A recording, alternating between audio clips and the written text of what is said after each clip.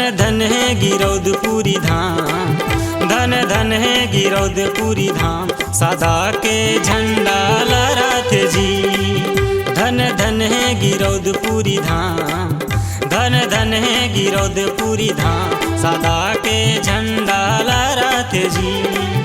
सबले ऊंचा जत खाम सबके महिमा महान, सबले ऊंचा जत खाम सबके महिमा महान, पैया लगाओ गुरु के चरण माजी।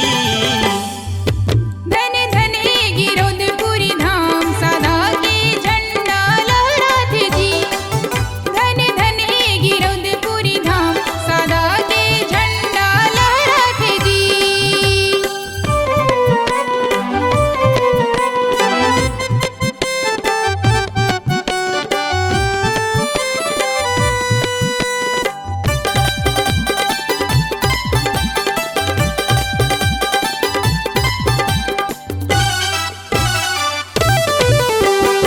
छता पहाड़ पचकुंडी ऊपर हा, भारी सुहावन लागे।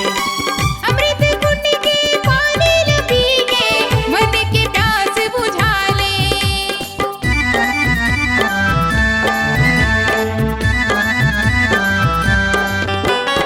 छता पहाड़ पचकुंडी ऊपर हा, भारी सुहावन लागे। अमृत कुंड के पानी ल पी के, मन की प्यास बुझा ले। दया मायाम बसे सतनाम, दया मायाम बसे सतनाम, सदा के झंडा लहरात जी। धन धन है गिरौदपुरी धाम, धन धन है गिरौदपुरी धाम, सदा के झंडा लहरात जी।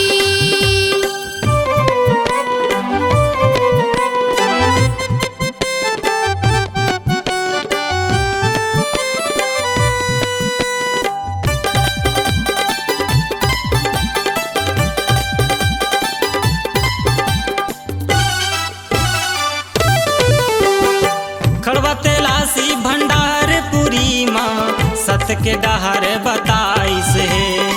जन के दुख मिट पल छिन माँ, ज्ञान की ज्योत जलाइस है।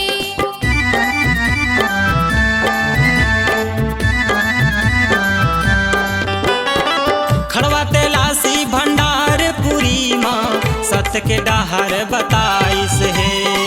जन के दुख मिट पल छिन माँ, ज्ञान अंजूर बगराइस है। जेकर कतका कराऊं मैं बखान, जेकर कतका कराऊं मैं बखान, सदा के झंडा लहरात जी।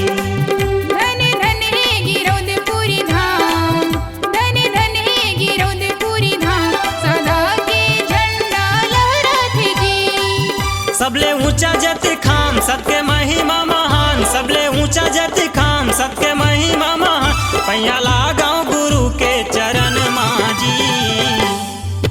धन धन है गिरौदपुरी धाम, सदा के झंडा लहरात जी। धन धन है गिरौदपुरी धाम, सदा के झंडा लहरात जी।